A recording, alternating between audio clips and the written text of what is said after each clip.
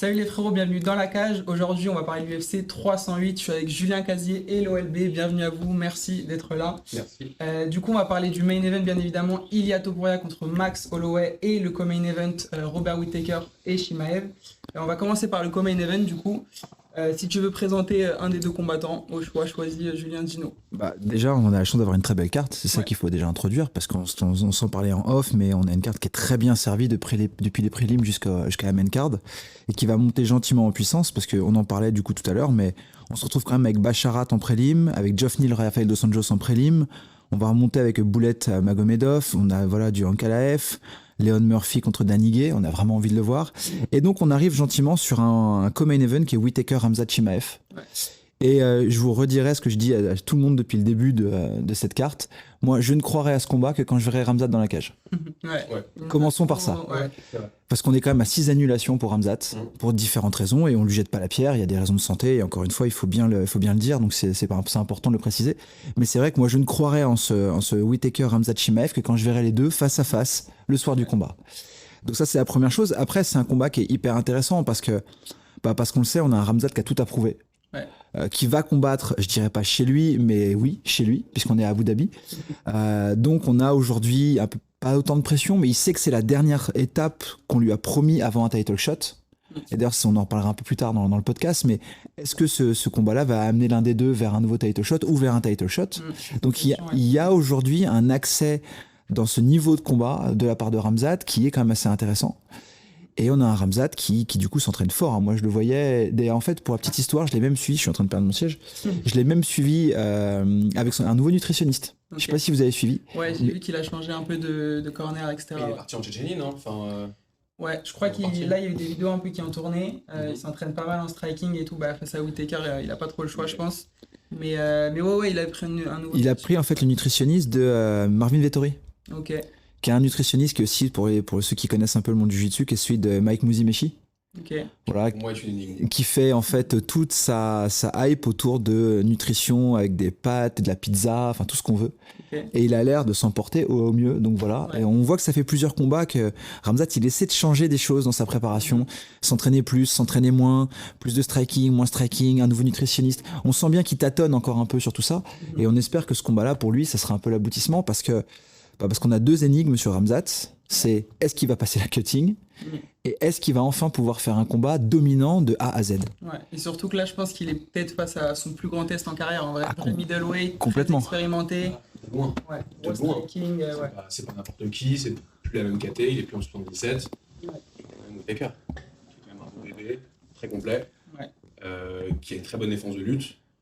Donc à voir Khamzat ce que ça peut donner sur 5 rounds. Moi, je suis très excité par ce combat. Encore une fois, comme dit Julien, j'attends que la police soit validée, parce que sinon le combat, comme d'habitude. Ouais. Mais c'est le plus gros client pour Khamzat. Je suis même très sceptique quant au fait qu'il puisse le battre.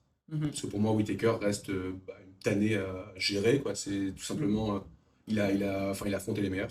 Ouais. Donc voilà. Ouais. De toute façon, Whittaker, c'est le Max Holloway de la catégorie, c'est le doorkeeper parfait du top 2, top 3. C'est lui qui révèle qui est capable d'aller au titre, qui n'est pas capable d'y aller. On voit qu'il a éteint récemment Costa, qui avait des velléités, qu'il a vite renvoyé dans ses pénales, beaucoup plus loin dans le classement. Khamzat, c'est un vrai test pour lui, parce qu'on peut dire ce qu'on veut du test de Kamaru, mais déjà, il a gazé rapidement. Ouais. Donc c'est un sujet.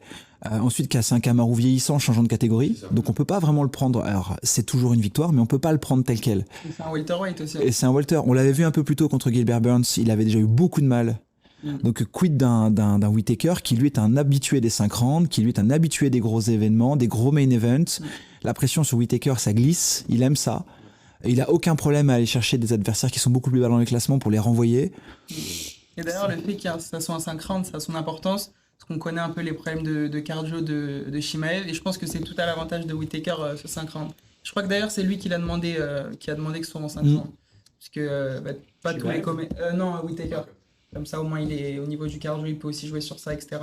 Mais ouais, moi je pense que ça va être une belle opposition de style. Et aussi j'avais une question pour vous, est-ce que vous pensez que c'est le plus gros lutteur que Whittaker va affronter? On sait qu'il a affronté Romero, d'autres lutteurs aussi, etc. Est-ce que pour vous c'est le plus gros lutteur qu'il a affronté ou pas? Moi, je dirais que c'est le lutteur le plus atypique. En tout cas. Ouais. Le plus gros lutteur, je sais pas. Faudra reprendre dans tout son parcours, mais faut savoir aussi que derrière, notre ami Whittaker, il est champion d'Australie de lutte. Hein. Faut pas l'oublier. Ouais. Alors le niveau du championnat d'Australie de lutte reste à démontrer, mais il a quand même un niveau, je crois que s'il a gagné en heavy à l'époque, donc il a un bon niveau de lutte. Donc ça c'est pas, je pense qu'il avait pris des lutteurs beaucoup plus compliqués précédemment. Mais maintenant, Chimaev c'est une lutte atypique avec un double leg à l'ouvert qui peut shooter n'importe où, très énergivore au passage, qui explique aussi son manque de cardio. Donc techniquement, c'est aussi très surprenant quand on est habitué à des lutteurs qui utilisent beaucoup la cage ou des lutteurs qui vont chercher de la lutte en chaîne, single leg vers double leg.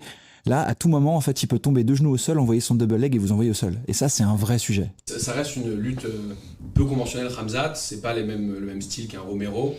Maintenant, pour moi, un Whittaker qui a un centre de gravité très bas pour cette KT, qui fait moins d'un 85, quand même un beau bébé qui ne doit pas cutter énormément, si je dis pas de bêtises, et qui pour moi va être très compliqué à amener en lutte, qui a un avantage sur le cardio qui est plus qu'évident, qui a l'air d'être en meilleure santé sur ce qu'on peut voir sur ses derniers fights. Ça reste un combat très compliqué à pronostiquer, étant donné que Khamzat bénéficie un peu de ce mythe un peu d'invincibilité, de tout ce qui entoure ça, mais ça va être un super combat s'il se fait. Ouais, et moi je pense aussi en vrai que plus le combat avancera, moins Khamzat Chimaev aura de chances de gagner. En vrai, je le vois pas gagner à la décision. Franchement, Whittaker, comme tu as dit, c'est un Max Holloway, sur le temps long, il domine, etc. En plus, je pense que petit à petit, il va installer son striking. Et mine de rien, c'est, je pense, top 3 des meilleurs strikers en middleweight. Whittaker, ultra précis, ultra technique, il a les bons timings, il est patient aussi. Et je pense que l'expérience dans ce combat, elle peut vraiment jouer parce que, mine de rien, Whittaker, je pense que ça fait 10-15 ans, je pense qu'il a l'UFC, un truc comme ça. Et je pense que s'il vient en forme, bien préparé, etc., comme d'habitude, je pense vraiment qu'il peut montrer beaucoup de faiblesses de Chimaev. On sait après, par contre, que Whittaker peut avoir des trous de concentration. Ouais. Et ça, c'est un sujet.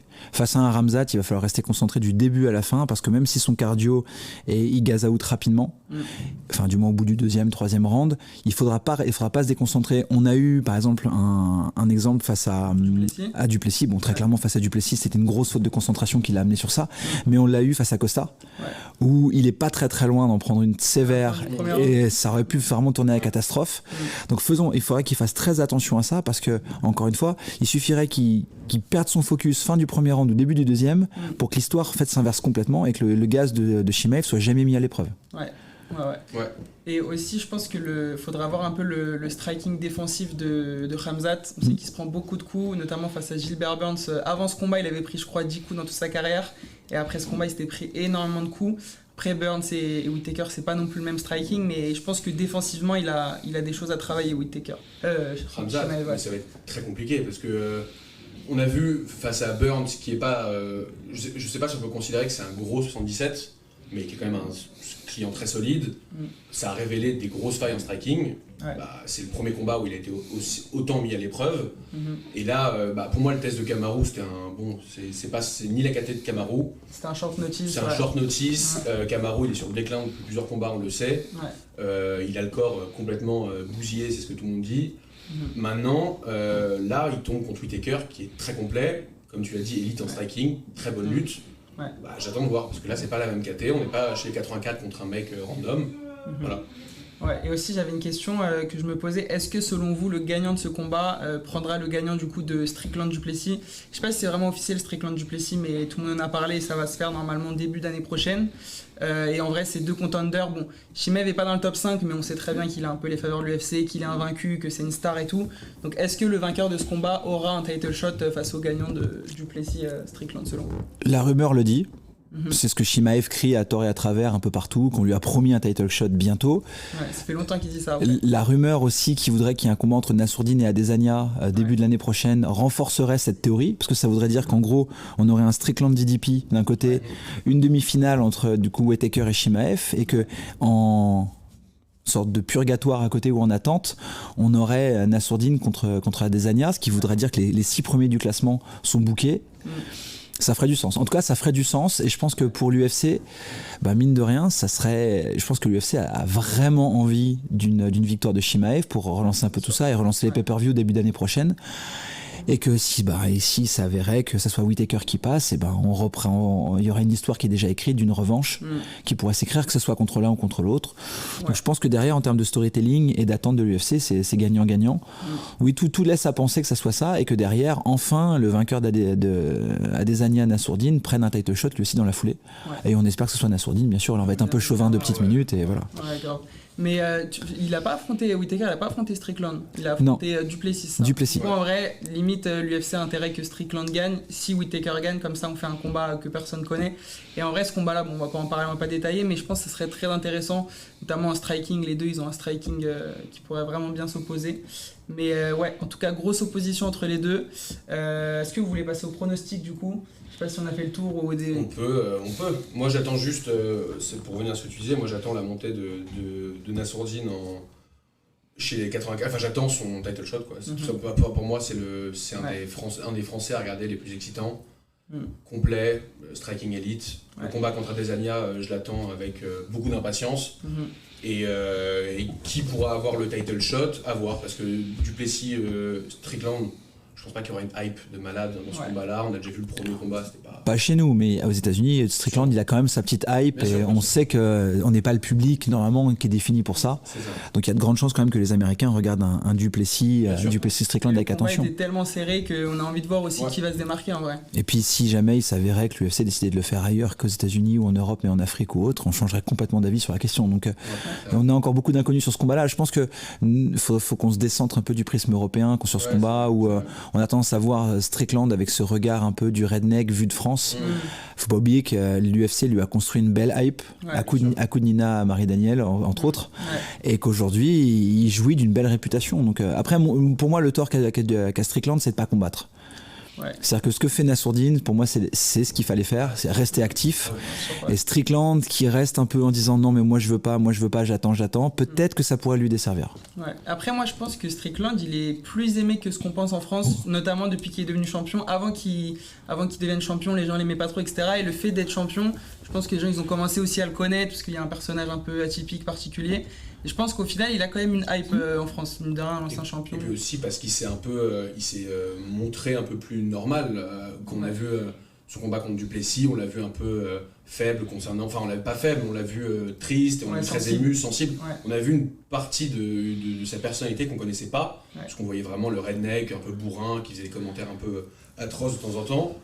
Mais là, on a vu un peu plus le côté humain de Strickland, ce qui fait que c'est devenu un peu le champion du peuple, et qui, même si c'est pas le mec le plus spectaculaire dans la cage, il a un capital sympathique qui s'est construit, et du coup, ce qui fait qu'on suit ses combats. Je suis d'accord, c'est le champion de ce qui se passe entre les deux côtes aux États-Unis. C'est-à-dire pile poil au milieu, et encore une fois, hypé par l'UFC, à coup d'influenceuse et tout ça. Et on n'aime pas ce que fait Nina Marie-Daniel. Moi, je suis pas le plus grand fan de son boulot, mais ça a bien marché parce qu'elle nous a rendu plein de fighters hyper sympathiques.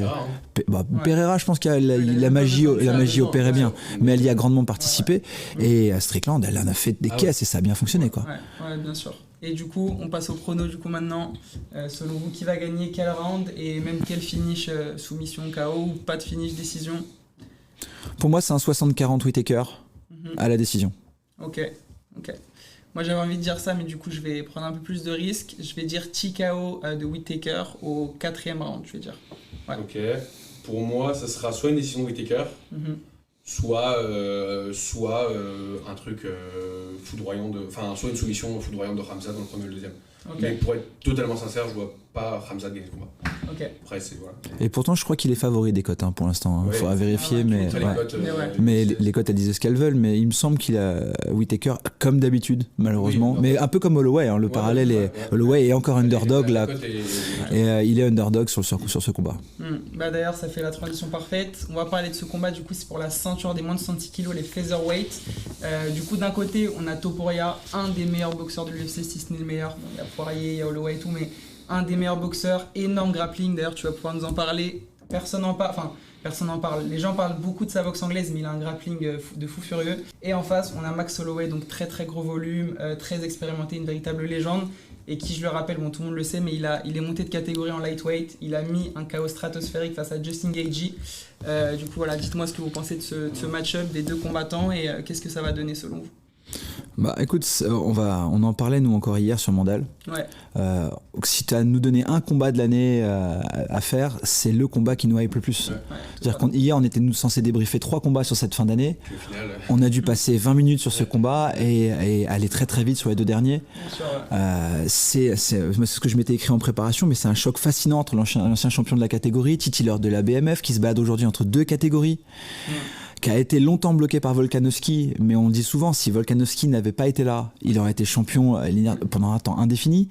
Voilà, c'est quelqu'un qui est reconnu pour sa force, c'est quelqu'un qui est reconnu pour sa résilience, pour sa durabilité, son cardio. Voilà, Max, il a un capital sympathie et une hype incroyable à cause de tout ça. Et je pense que tous ceux qui ne savaient pas encore qui était Max Holloway l'ont découvert contre Gaethje. Ah ouais. Bien sûr. Ouais. Parce que le fameux call des 10 dernières secondes qu'il a déjà fait plusieurs fois pourtant, mais là il était historique. Enfin, il y a toute une mystique autour d'Holloway à cause de ça.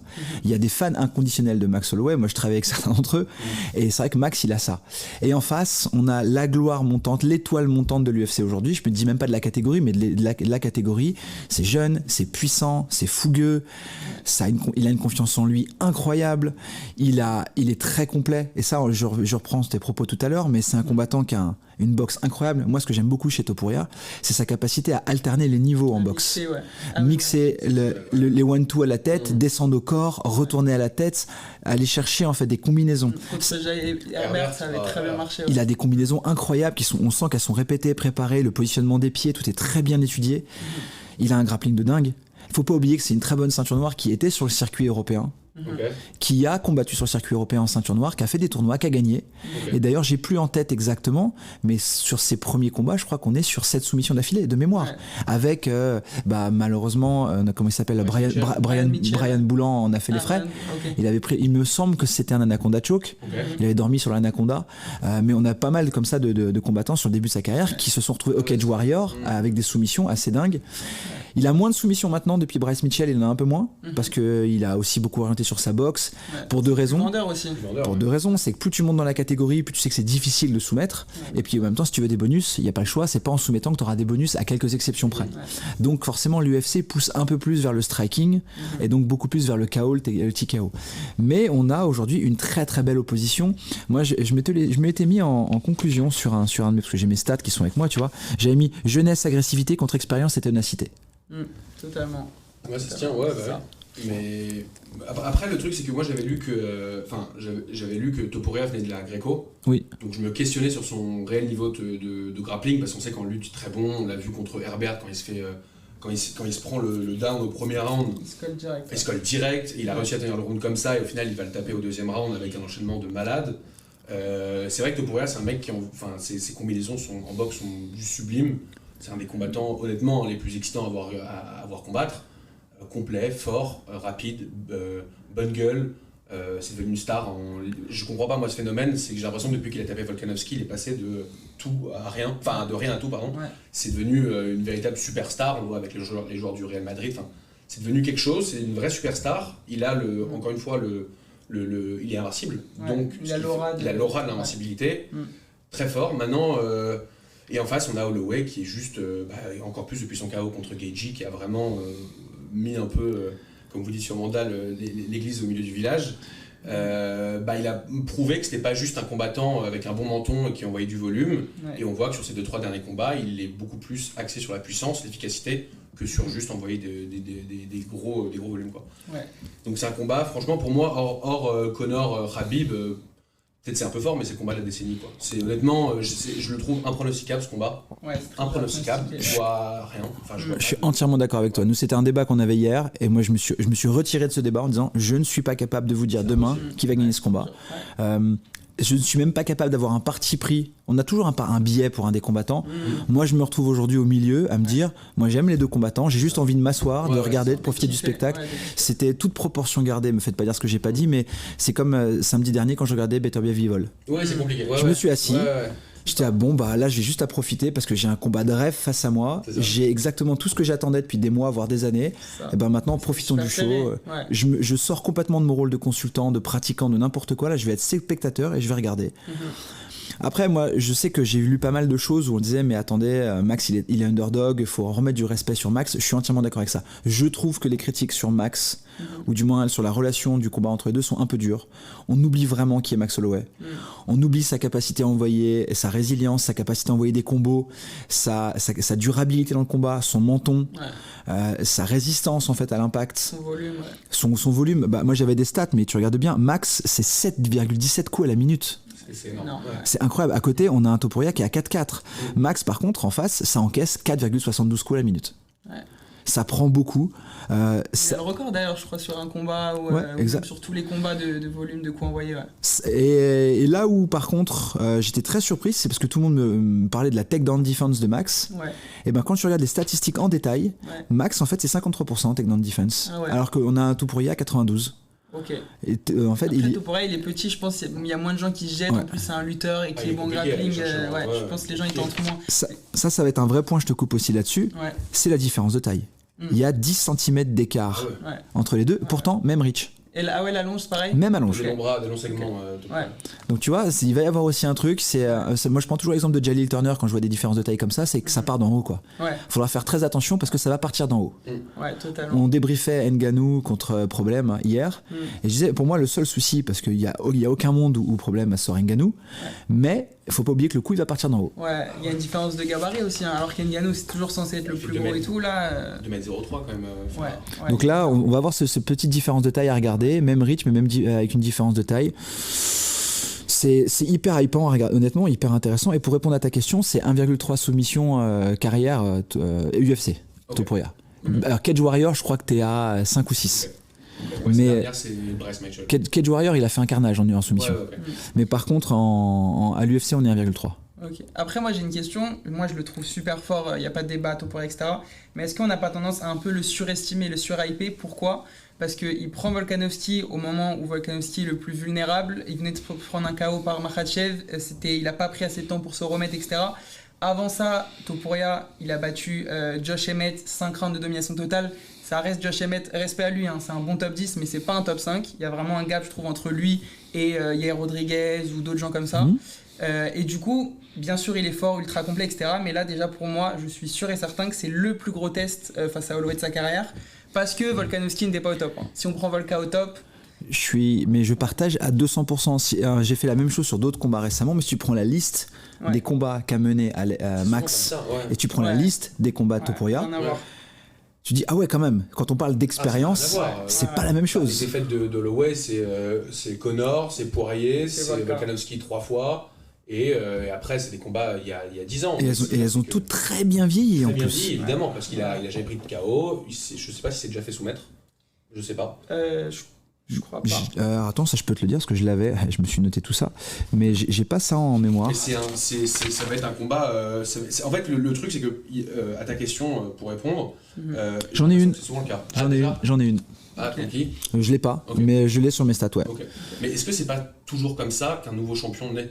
Ouais. Je veux dire, après, je sais pas, je me rappelle pas de l'époque Aldo, à l'époque où Connor l'a pris, même s'il était sur un run énorme.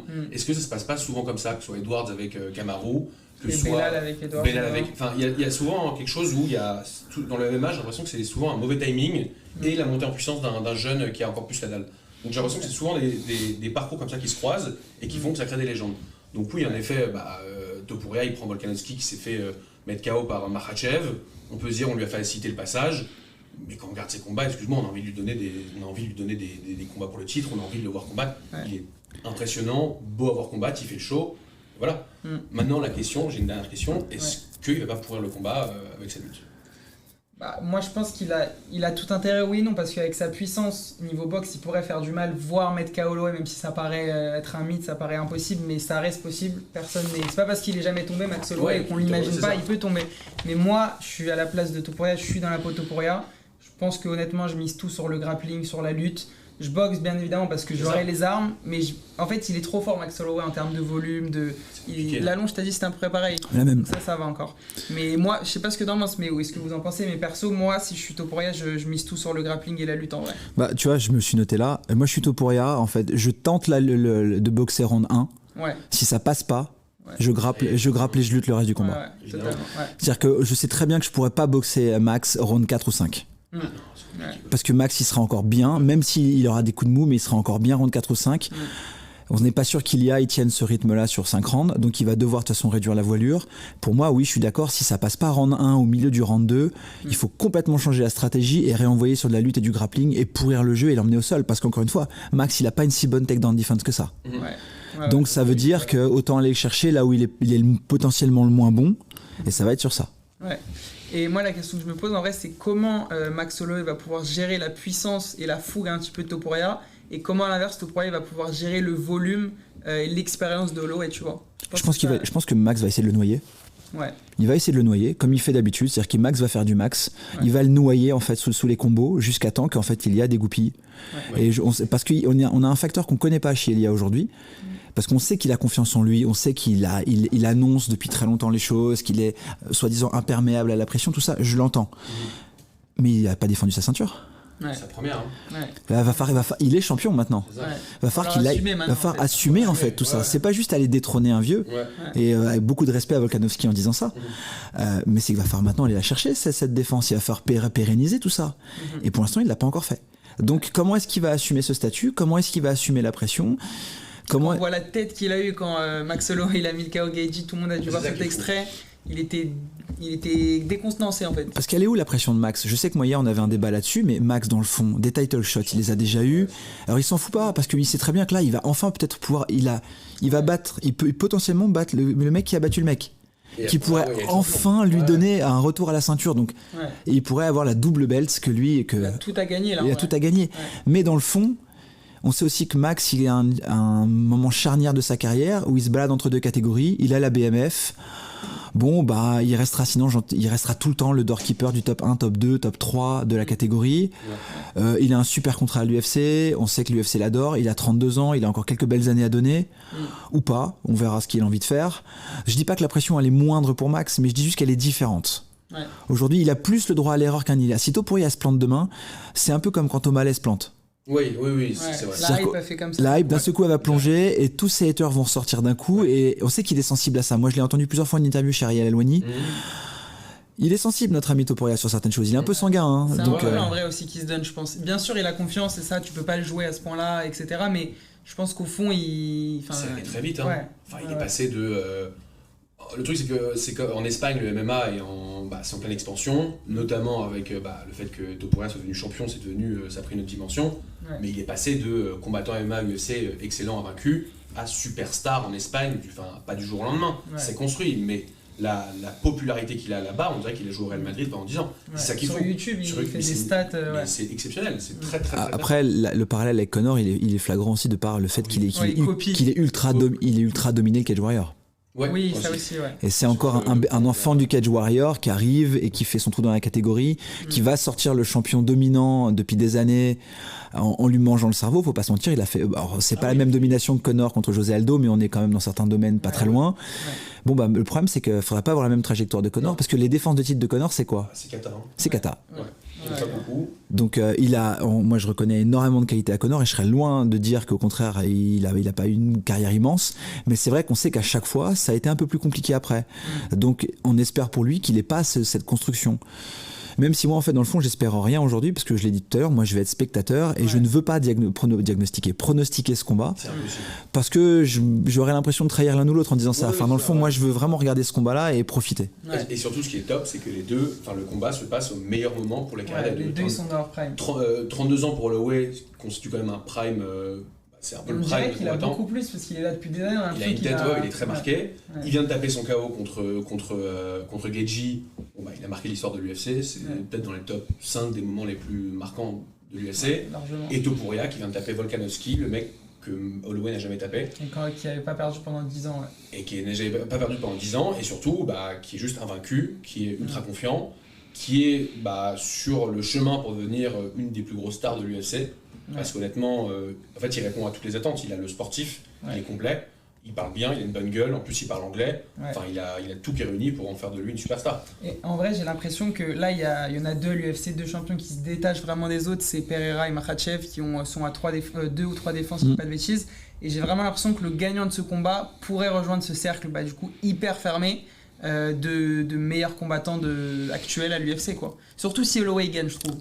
Tout ça en plus allié au fait que du coup O'Malley est perdu et qu'on sait que John Jones fera probablement son dernier combat.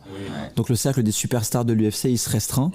Adesanya, Kamaru sont plus champions. Adesanya, Kamaru sont plus champions. Holloway il aura toujours un statut à part du fait de ces deux catégories, encore une fois, et de la BMF, mais c'est vrai qu'il y a un cercle qui pourrait se définir avec quelques superstars et en effet l'un ou l'autre peuvent vraiment rejoindre ce cercle sur lequel l'UFC va beaucoup se reposer. Après, il y a autre chose, c'est que il y a autre chose, c'est que Holloway il est beaucoup plus apprécié par le peuple, entre guillemets. Et alors que dans la cage, il est très excitant, alors que Topuria, dans la cage, il est très excitant, mais en dehors, il est quand même plus clivant qu'Holloway. Donc en fait, les deux trajectoires se valent, même si moi, je préférais quand même une victoire de Topuria, parce qu'invaincu, parce que j'ai envie de le voir continuer peut-être en 20-0 invaincu. J'ai envie d'aller le voir titiller Makhachev en 70, parce que ça m'étonnerait qu'il descende contre Holloway en 61. Ça m'étonnerait. Contre Merab Contre Merab, pardon, mais à terme. Il descendra jamais contre Merab, ils sont potes. Ouais, c'est vrai. Ils sont géorgiens tous les deux d'origine, il n'y a aucun des deux qui descendra contre l'autre. Mais après, il a pas intérêt à monter non plus parce que je pense que. Bon, je le vois pas forcément perdant, mais je pense que face à Makhachev, ça va être compliqué. Ça va être compliqué. Moi, de toute façon, pour moi, il y a deux choses sur lesquelles j'aimerais vraiment que les combattants de l'UFC commencent à réfléchir, c'est l'invincibilité. Ouais. Je pense que Khabib nous a complètement faussé. Parce que quand tu regardes le palmarès d'Holloway, on est sur un quoi, 26-7 ou un truc comme ça de mémoire. 7 défaites. 26-7. Et pourtant, Holloway est superstar et indéniablement. Donc finalement, l'invincibilité, perdre, ça peut arriver. Donc je trouve que ça, c'est un sujet. Et le deuxième, c'est ces montées systématiques ou ces descentes de catégories pour prendre des double belts, triple belts. Dominez vos catégories déjà. C'est ça. Dominez vos catégories, asseyez vos défenses. Pourquoi John Jones est le GOAT aujourd'hui? Parce qu'il a en fait eu plusieurs générations. Ouais. Pourquoi GSP est encore dans les cœurs de tout le monde? Parce qu'il a lavé sa catégorie sur plusieurs générations. Je pense que ça serait bien aussi que les combattants décident un peu de rester dans leur catégorie et de se donner des challenges. Voilà. Pour ça que moi, Pereira, il m'est de plus en plus sympathique à cause de ça. Ouais. C'est sa décision de laver sa catégorie et de vraiment asseoir sa domination. Et je pense qu'en plus, quand on s'appelle Topuria et qu'on a une catégorie qui est aussi dense, bon, il serait peut-être temps d'aller laver tout le monde les uns après les autres parce que Bryce Mitchell, on pense ce qu'on en veut, mais après, il faut peut-être passer aux autres. Oui. Ouais. Moi, c'est le petit reproche que je lui referais. C'est la pierre dans son jardin, c'est ça. Mais je pense pour monter, là, il faut qu'il prenne Holloway, après qu'il reprenne Volkanovski la revanche. Il prend Diego Lopez parce que c'est vraiment un monstre et c'est un des tops de la KT. Et là, s'il a fait ça déjà, je pense qu'il sera vraiment légitime pour monter. Je sais pas si... Est-ce que tu vois une revanche contre Volkanovski? Je sais pas si le... Non, ça n'a pas intérêt. Honnêtement, je pense que le Volk, il va vraiment avoir une trajectoire et je pense que le parallèle était bien définiteur à la José Aldo.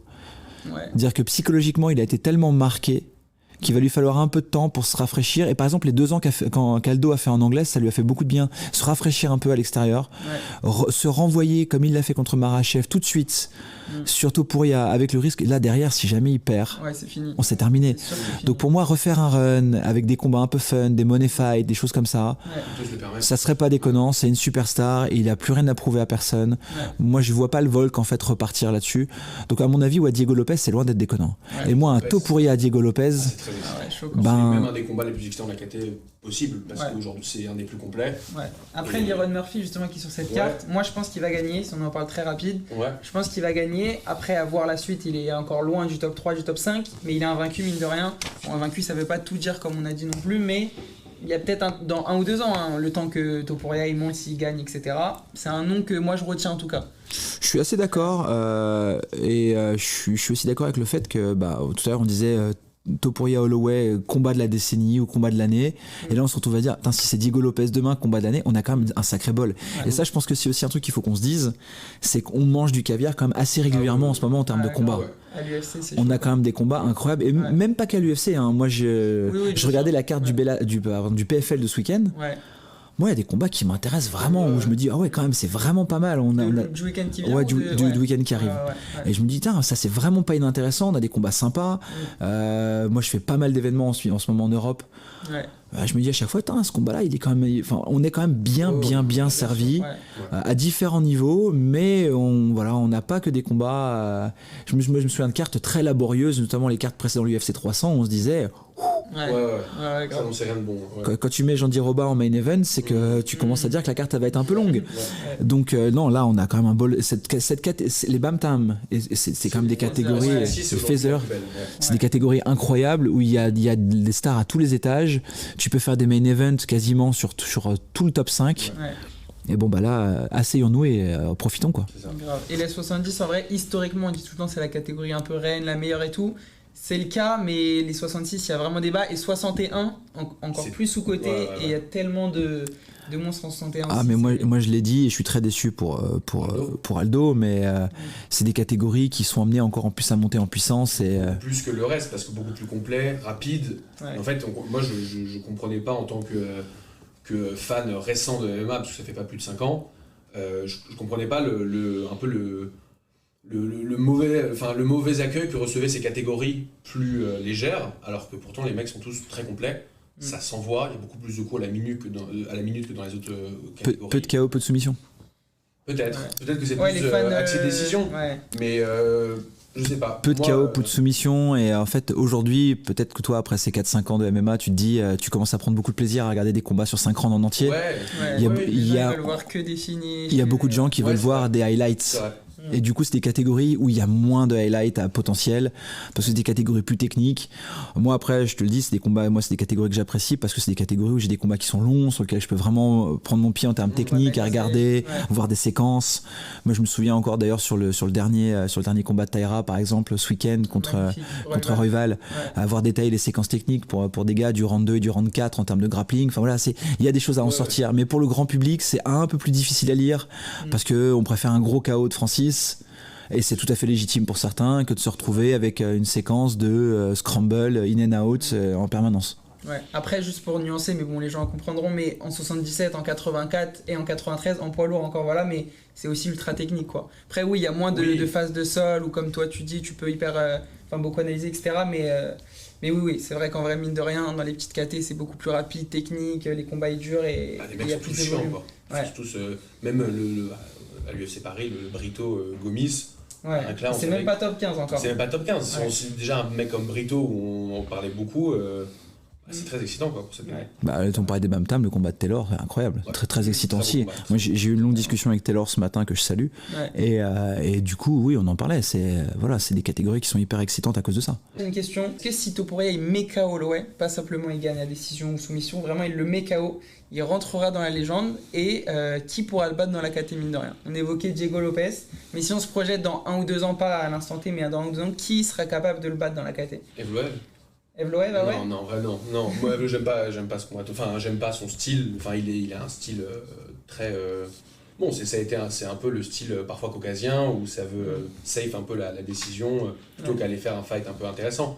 Mais en vrai, s'il tape Holloway là aujourd'hui en KO, taper le mec qui a jamais été mis KO.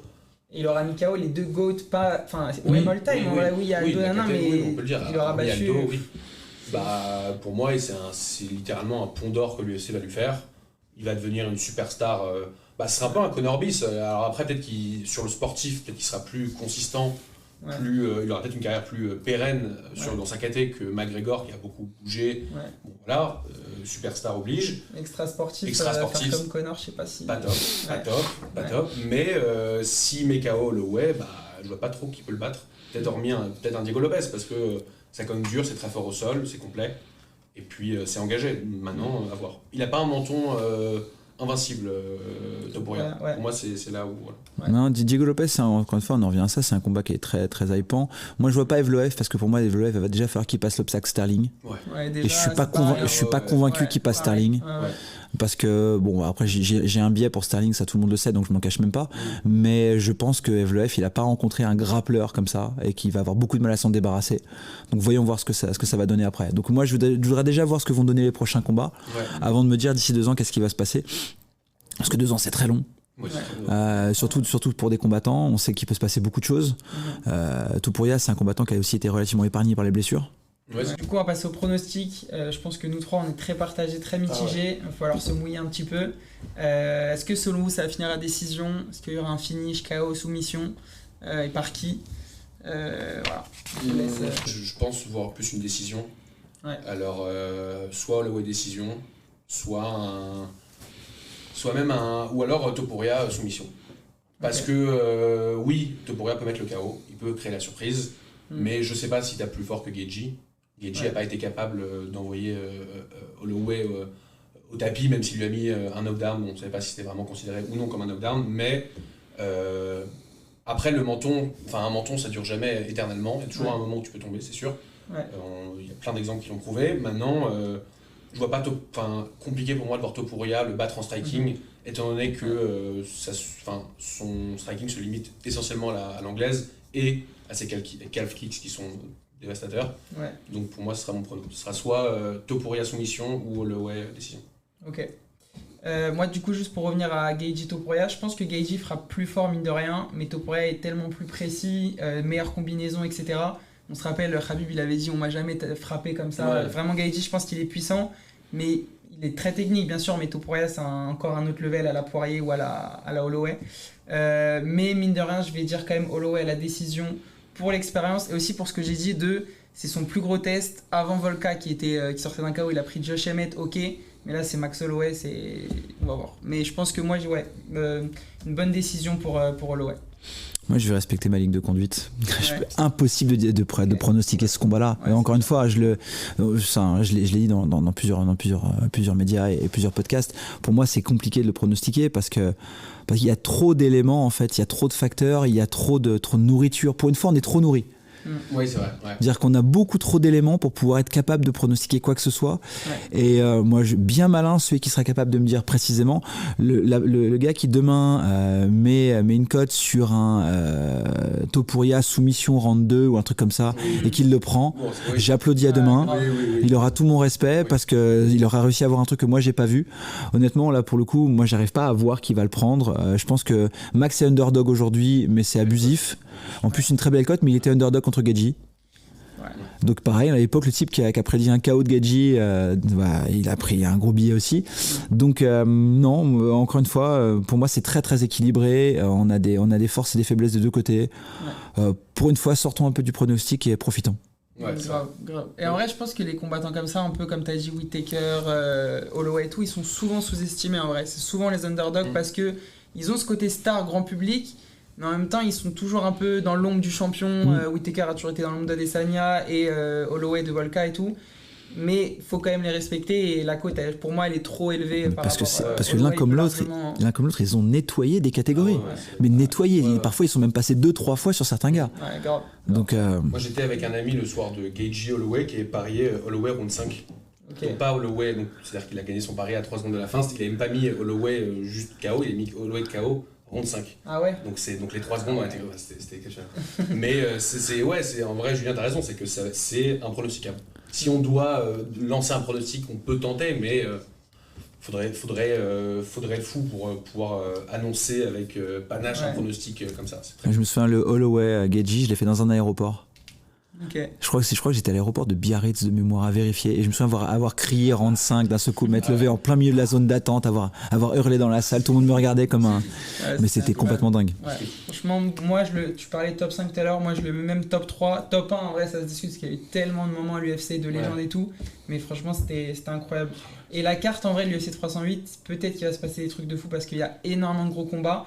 Dernier sujet, assez rapidement, Cyril Gane qui devait combattre sur cette carte. Malheureusement, Volkov s'est blessé. Ou heureusement, ça laisse plus de temps aux deux pour préparer le combat. Ça sera en décembre, si je ne dis pas de bêtises, pour l'UFC 310. Gros combat, gros duel de striker. C'est une revanche, c'était affronté il y a 3 ans, si je ne dis pas de bêtises à peu près. Victoire de Cyril Gane. Comment vous voyez ce combat? Selon vous, qui va gagner? Est-ce que Cyril va encore rouler sur... Enfin, il ne lui avait pas roulé dessus. Enfin, c'était un peu serré, mais quand même, il dominait Cyril. Pas mal. Ouais, il y avait du Cyril et il était au-dessus. Est-ce que vous croyez qu'il va réitérer? Et je tiens à dire avant votre réponse, Volkov s'est beaucoup amélioré. Il a quand même diversifié son jeu. Bon, il va pas lutter, il va pas au sol, mais son striking s'est quand même étoffé, j'ai l'impression. Il s'est amélioré. Est-ce que vous voyez Cyril toujours devant? Avant son combat contre Pavlovich, Volkov, je t'aurais dit Cyril va lui rouler dessus parce qu'il lui a déjà roulé dessus. Ces deux strikers, Cyril bouge comme personne dans cette catégorie. Peut-être Aspinall qui pourrait éventuellement... on pourrait en reparler, mais le combat contre Pavlovich, je ne sais pas s'il est si révélateur d'une amélioration de Volkov, dans le sens où Pavlovich a tiré la gueule tout le combat, que ce soit pré-combat ou post-combat, il a tiré la gueule parce que 2 Russes et qu'il ne voulait pas s'affronter, mais en l'occurrence, il a tapé Pavlovich qui s'est jamais réveillé dans le combat. Volkov, il est sur une bonne série, il me semble, ça reste un monstre physique de par sa taille et son allonge. Maintenant, Cyril, c'est striking niveau mondial, c'est des déplacements comme on en voit peu dans cette catégorie. C'est une science du combat qui ne s'explique pas. Et encore plus, tu me dis que si Volkov ne compte pas le lutter, franchement, je ne vois pas Cyril se faire éteindre par Volkov. Après, voilà, je suis très... Et ça fait longtemps qu'on n'a pas vu Cyril dans la cage. Donc c'est bon, on verra si c'est bon ou mauvais présage, mais ça fait longtemps qu'il n'a pas combattu. Plus d'1 an. C'est vrai. En fait, tout ça, c'est des facteurs qui sont à prendre en ligne de compte. C'est déjà la première chose, c'est que leur premier combat ensemble, il était à l'Apex. C'est la petite cage. Ça, faut pas l'oublier non plus. Pour des profils, notamment pour des poids lourds, et un poids lourd aussi volumineux et grand que Volkov, c'était pas forcément à son avantage. Ouais. Donc ça, il faut quand même le relativiser par rapport à ça. La deuxième chose, c'est qu'on a un gros ring rust côté Cyril. Et c'est aussi un élément, c'est-à-dire qu'il a pas combattu depuis un bout de temps, il a eu beaucoup de reports, beaucoup de décalages, beaucoup de choses dans sa vie à côté qui ont fait qu'il a ce ring rust et qu'il va falloir reprendre le rythme et tout ça. En effet, on a un Volkov qui s'améliore aussi, ça faut surtout pas le sous-estimer. Moi j'ai vu ses derniers combats. Mine de rien, Pavlovich qui fasse la gueule ou pas, ça reste un combattant qui peut t'éteindre sur un bras arrière à tout moment. Et donc il a réussi à avoir une très très très bonne gestion. Et moi ce que j'ai trouvé intéressant chez Volkov sur ses derniers combats, c'est sa capacité à pourrir les combats. La stratégie, À jouer la décision quoi qu'il arrive. Et il y a un monde où il arrive en fait à pourrir le combat face à Cyril et nous faire un combat horrible, que Cyril essaie de faire ce qu'il peut pour rentrer en in out, mais que Volkov le gère avec son allonge et sa distance, et que finalement ça ne score pas. Et il faudra faire hyper attention quand tu n'as pas combattu depuis longtemps, que tu es un peu endormi, que tu n'es pas dans le combat, que tu vas mettre du temps à te réveiller, de ne pas te retrouver à te réveiller à 2 rounds à 0 et à devoir rusher pour récupérer quoi que ce soit. C'est un 3 rounds, hein, c'est ça? Ouais. Ah, c'est un 3 rounds. Ah ouais. Tu vois, donc il y a ça aussi. Yann, je sais pas c'est tous ses combats, mais quelques combats où j'ai vu ça, il met un peu de temps à démarrer. On l'avait vu contre Tuivasa, on l'avait vu tout ça. Donc Jones, du coup, mais... Bah bon, bref. Tout ça pour dire que, bien entendu, moi aujourd'hui, je pense que les codes doivent être unanimes là-dessus, que moi j'ai un biais, un avis favorable sur Cyril, et que je pense que Cyril est un striker d'élite, beaucoup plus puissant, dominant, et beaucoup plus intelligent avec plus de fight IQ. Ouais. Mais j'ai trouvé que le fight IQ de Volkov avait beaucoup évolué, et il y a un monde, encore une fois, où le ring rust conjugué au pourrissement du combat fait qu'on se réveille fin de deuxième round avec un Volkov qui est déjà à 19-19, et que Cyril doit rusher pour prendre un KO et à absolument troisième round, et que l'autre en fait il le boxe à distance. C'est possible. Donc faut faire attention à ça. Ce monde il existe complètement, et faut pas l'occulter. Ouais. C'est vrai que c'est pas un grand kauteur Volkov il me semble. Oui, il a la fâcheuse tendance d'aller à la décision. Maintenant, avec tout ce qui a été dit sur Cyril depuis ces 2 dernières années, est-ce qu'il n'a pas l'envie de prouver? Est-ce qu'il n'a pas l'envie de lâcher un gros KO de prouver peut-être sinon au sol aussi? Parce que Volkov, c'est pas quelqu'un qui... On peut pas... Aspinal, Jones, tu peux pas aller au sol. Volkov, il est pas mauvais au sol. Hein. Mais je pense que, bon, Gann, c'est pas le game plan qu'il va mettre en place, c'est sûr et certain. Mais si à un moment, peut-être ça part ou quoi... Si tu l'as pas mis précédemment sur les derniers combats, oui, tu le feras pas contre Volkov. Un retour en plus après un an. Ouais, il aurait pu le faire précédemment contre Spivac, il l'a pas fait. Je le vois pas aujourd'hui, et je vois pas son coin lui donner ça comme conseil, dire allez, on descend au sol, on grapple. S'il doit le subir, je pense qu'il a certainement dû faire des progrès, parce qu'on l'a tellement critiqué là-dessus que je vois pas un monde où il travaille pas dessus. Et moi, les échos que j'ai, c'est qu'il travaille dessus. Maintenant, Cyril, il a pas un KO power hyper défini non plus. C'est-à-dire qu'il est pas connu pour mettre les gens KO. Et moi, les échos que j'ai aussi, c'est que c'est pas le plus gros KO'teur non plus qu'on ait croisé. Donc, pour ça que je voudrais surtout pas qu'il se réveille round 3 à se dire, bon, bah, si je le descends pas, j'ai pas mon combat. Non, je pense que Cyril doit faire du Cyril. Ce pourquoi, en fait, il a été formé et où il est très fort aujourd'hui, et tout son game plan depuis des années, c'est toucher sans être touché, rentrer, aller au clinch quand il faut. Rentrer dans la poche face à Volkov, ça serait pas inintéressant. C'est-à-dire que une fois que la distance est passée, clincher sur Volkov, attention, Volkov c'est quand même quelqu'un qui sait monter les genoux aussi, mais ça peut être aussi une façon de le prendre.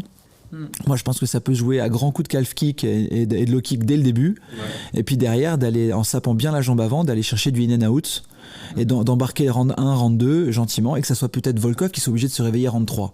C'est intéressant. Mais ça veut dire qu'il faut vraiment être conscient du fait qu'il faut rentrer fort dans le combat, et surtout pas rentrer mou dedans. Et 310, c'est à New York? New York. Okay. Donc la petite comment dire, pour moi, la petite, pas inconnue, mais la petite nuance qu'il faudra porter par rapport à l'UFC au 308, c'est purement financier. Hein. C'est que tu te fais pas saigner en fait à Abu Dhabi alors qu'il va se faire les poches à New York. Hein. C'est tout. Pour moi, tu te retrouves pas à l'Apex, donc ça va. Donc tu vas prendre tes points pay-per-view, mais tu vas prendre tes points pay-per-view moins les taxes.